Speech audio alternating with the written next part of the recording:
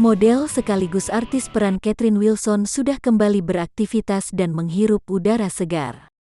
Catherine Wilson dinyatakan bebas setelah sempat dituntut rehabilitasi selama 7 bulan untuk kasus narkoba yang menjeratnya. Wanita 40 tahun ini memulai lembaran baru dalam hidupnya setelah terlepas dari barang haram tersebut. Baru-baru ini, Catherine hadir sebagai bintang tamu dalam konten YouTube Langit Entertainment yang dipandu Nikita Mirzani dan Dinar Candi. Hal itu terlihat dalam video yang diunggah di kanal YouTube Langit Entertainment, Selasa tanggal 16 Maret tahun 2021. Lantas, keket sapaan akrab Catherine Wilson ini ditanya tentang videonya yang viral saat teler karena narkoba.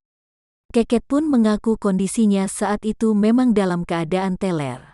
Bahkan, Catherine merasa malu pernah teler saat menjadi bintang tamu acara televisi. Ya namanya lagi kurang sadar gimana sih? Itu nggak banget deh. Pokoknya itu nggak banget, kata Catherine Wilson. Namun, Catherine mencoba mengambil hikmah di balik kasus yang pernah dialaminya.